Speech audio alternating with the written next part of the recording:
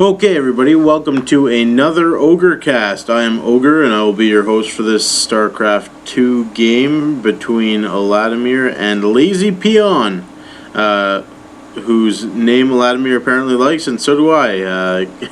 Always brings to mind those sleeping peons that you poke and try to get to chop wood and things like that. Old Warcraft 2 reference that I'm sure everybody knows.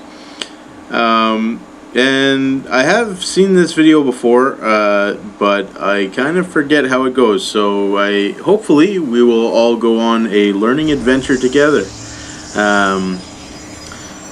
Eladimir is a mid-level diamond player, and he is a friend of mine, so I cast a few of his games. Now, Lazypeon, I don't know. He's, just some, I'm sure, diamond player as well, and they got paired up. This is a ladder match. He's chrono boosting out some probes, and let's check it out. Yeah, he's got one more probe than Eladimir's got drones, so that keeps it pretty standard with how Protoss goes. They can chrono boost those probes out pretty quick. So yeah. We should speed this up just a bit. We got a probe kind of going around, making a nuisance of himself. And Eladimir sent in a drone and managed to get a little bit of a scout on. But yeah, this probe, he's got the path all lined up there. He's going to be doing circles around Eladimir's base for a while. And this drone's just going to see how long he can chill out and stay alive. Inside the base. We've got the gateway going up for Lazypeon, an assimilator, and we are, yeah, we're getting rolling here. Spawning pool coming up. Eladimir generally will build his spawning pool around 15. So nothing new there. He's just going with his favorite build. And yeah, this little drone sitting here, I don't think he's been spotted by anybody. Lazypeon probably doesn't even care. I'm sure he knows there's a drone sitting around there somewhere, but and yeah, he was gonna get out, but that zealot has other plans. He's probably going to try to make lunch out of that drone. And we see a fast expansion going up for Eladimir. He already knows there's a zealot out. Then, gateway into cyber, into another gateway, so not really a rushing build. So, yeah, I think Eladimir's pretty safe here with his expansion. He's training a queen up, he's got his spawning pool out, and Zergling speed on the way. Let's check it out. We got a sentry coming for Lazypeon. Generally that's what you spend your early gas on if you're going for your gateway builds. He doesn't have his warp gate coming quite yet. I guess he should be doing that as soon as he hits 50 gas.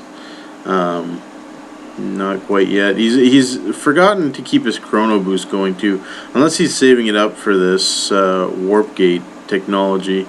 But even so, you usually don't want to fill up your energy bar there. So you should be doing a little bit better job chrono boosting. Eladimir's got Zergling here. He's keeping the watchtower. He's got an overlord here. He's got an overlord at the back. He's doing a pretty good job of keeping scouts and some map control. His second hatchery's up. He's going into a lair. Looks like he's going to tech up. And he's got 10 Zerglings coming. Now, his 10 Zerglings, once they pop out, he's going to have a pretty good army advantage, I think. And let's take a look at the units tab. Yeah, just 2 zealots, 2 stalkers, 1 sentry. Warp gate's only halfway done, so Lazypeon will only have so much of an ability to pump guys out.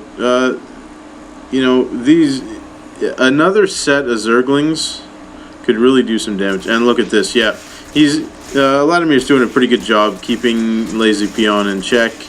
I like him sending in these Zerglings early just to check and see if he's going to try an expansion. He forces him to cancel that, and then the Zerglings can run away. He lost a few, 5 at the most. And so, you know, not too much money invested in really slowing down this expansion. Yeah, so we've got still the same drone to probe count. Really good that they're sticking together with that. This expansion here is starting to get saturated. There's a whole lot of drones here at the main. Got a Hydralisk Den, Evolution Chamber coming out. I like that. You know, Hydralisks against the gateway units are probably better than going roaches. I really like the Hydralisks against stalkers. Only 1 sentry on the field here for Lazypeon. I guess just for a Guardian Shield, generally when you only have 1 sentry, you're not using a whole bunch of force fields or things like that. So, you know, this expansion's going back up, and Eladimir really could have guessed that that's going to happen, I think. And poke some Zerglings in every once in a while, see if there's anything you can do there. But you know, if he just wants to sit back and macro up, like he's droned up to 41 drones. I guess he figures that there is no aggression coming, and he's confident in his ability to spawn enough units to stop it at this point if it comes. Hopefully that's what he's thinking, and you know, not just unconsciously droning up non-stop. I'm sure he'll stop at some point. You know, at a certain point, like 5 Zerglings isn't going to be enough to defend your base. So, like, if I was Lazypeon, I'd really want to get in some scouts and see what's going on here too. Like, you got a good-sized army there. He's constantly warping in these stalkers. So if you're gonna do that, you gotta know where you're at, right? Like, so Eladimir still has the scouting advantage, I think. Sending in an Overlord back here. I think he was trying to sneak it into the main base, which is very sneaky of him. I like that move. It didn't work, but maybe next time, I suppose. Lazypeon isn't mining his gas yet. I think he's just forgotten that they're up. And look at this. He's got 2 probes mining this gas and 1 mining this gas. Yeah, I don't know what he's thinking with that. Maybe he sent some of his gas mining probes over to this one, over to his expansion. I'm not sure. But yeah, he's really mineral heavy right now. He's got quite a few minerals saved up, and he's popping a couple cannons up so that you know, you can spend some minerals on that. But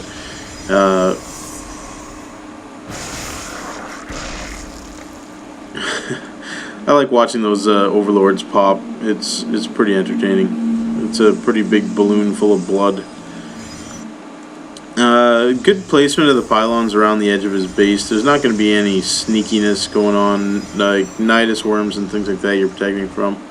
And he decides to push out. I like how this is something that just about everybody should do anyways, is you send your zealots ahead first, and you can give them a little bit of a head start, because otherwise your stalkers start running past them. They're a lot faster than the zealots. So he's just going to chill out here by the watchtower. And Eladimir is fully aware of what's coming. His units, he has got an awful lot of hydras, 15 hydras. He's got 13 roaches. It's a good deal of troops. And now Lazypeon decides to poke in a zealot, see what's there at the base. He sees that there's quite a bit. Eladimir has managed to get a 3rd base up here, really off the grid. But Lazypeon does a good job sending in a probe. He's just got a probe kind of on a scouting path to check all these out and make sure he'll see any kinds of shenanigans like that Eladimir is trying to very sneakily slip by him. So now Lazypeon knows that expansion is there, relatively unguarded, well, completely unguarded, and yeah, he's going to send his stalkers over to smash it. And look at this, Eladimir has sensed or spotted that those stalkers were headed over thanks to his couple of Zerglings that were running around on the map. So he goes for a counter strike over here at the expansion, taking out a couple of cannons. Nexus is going down, and he has so many roaches and hydras that everything is falling before him. And now comes in Lazypeon's main force. We got ground carapace for the Zerg troops, just one upgrade, and I like how he splits off. Eladimir splits off his one group kind of to take out these stalkers and fight the main force. Well, he leaves a couple guys behind. And what he can do here, look at this, and he's got a drone here with a little piece of Vespene gas in his mouth. And I've seen this in the last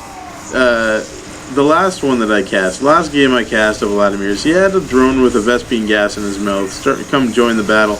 I'm not going to pretend that that's exactly the same drone, and he is my favorite drone, I gotta say. So let's take a look at this. The stalkers are just running around causing no damage. Look at this, they focus on one roach. It's a little bit too much of an attempt at micro. Like, these guys these guys are probably going to die here, and they've really just managed to do a lot of running around and taking shots from the hydras right in the back. So, you know, at one point you got to cut your losses and try to do a little bit of damage before they die. I mean, okay, so he had 3 stalkers, or maybe 4 stalkers come and do some damage out of that. So maybe he salvaged it a little bit, but I'm still not a fan of that. Like, he was walking these stalkers all the way around the edges while hydras were taking pot shots at them. He must have lost 6 or 7 stalkers just that never launched a missile. So yeah, I would have taken these guys and probably killed that zealot there, but I'm sure he'll go down eventually. And look at this, kind of a cat and mouse game. We got the stalkers running around back, and with the good cannon placement kind of just inside here, managed to clean up some of Eladimir's forces. But the macro of Eladimir is good in this game. He manages to keep the troops coming. He's got Zerglings, he's got hydras. In the production tab, I guess he's still managing to do upgrades and things like that. So good multitasking here.